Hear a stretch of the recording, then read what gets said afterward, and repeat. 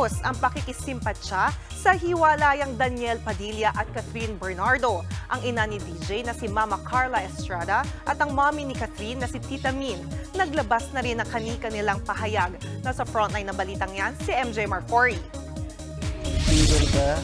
Buong bayan ang nagulat, nalungkot at nagmukmok sa paggulat na hiwalayan ni Catherine Bernardo at Daniel Padilla. Kahit saan online, trending ang split ng Katniel sa dami ng mga nag-react.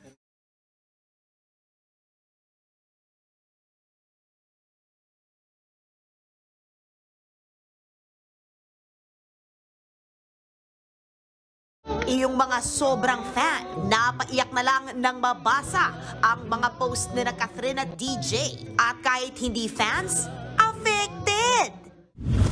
Agad namang nakisimpatya ang mga kaibigan ng Katniel sa showbiz. Sina Sue Ramirez, Angelica Panganiban, Lovely Abella at Sofia Andres. Yakap na mahigpit ang comment sa post ni Kath. Nagpahayag din ng pagmamahal ang iba pa nilang kaibigan na sina Vice Ganda, Joshua Garcia, Edward Barber at Miles Ocampo. Ganon din naman sina Melay Cantiveros, Rufa Gutierrez at Alora Sasam. Para naman kay Bella Padilla, ang pinakamasakit daw ay ang ma-realize na ng isang tao ay dadaan lang at hindi kailanman mananatili sa buhay mo. May payo rin ng aktres sa mga nakasaksi sa journey ng Katniel. Yan ay acceptance and kindness in everything we do or say. Nag-post na rin si Mama Carla Estrada ng litrato kasama ang Katniel na may caption na "We love you both". Mensahe naman ng mommy ni Kath na si Tita Min Bernardo sa lahat ng fans ng Katniel. Hindi rito nagtatapos ang kanilang pagsasama.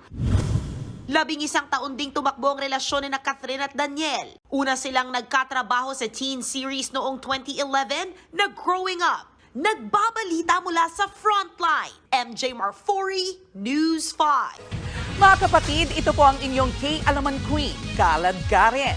Always remember na ang K-Alaman ay K-Yamanan. Kaya para sa latest showbiz news at dagdag impormasyon, mag-follow at mag-subscribe sa social media pages ng News 5. Okay?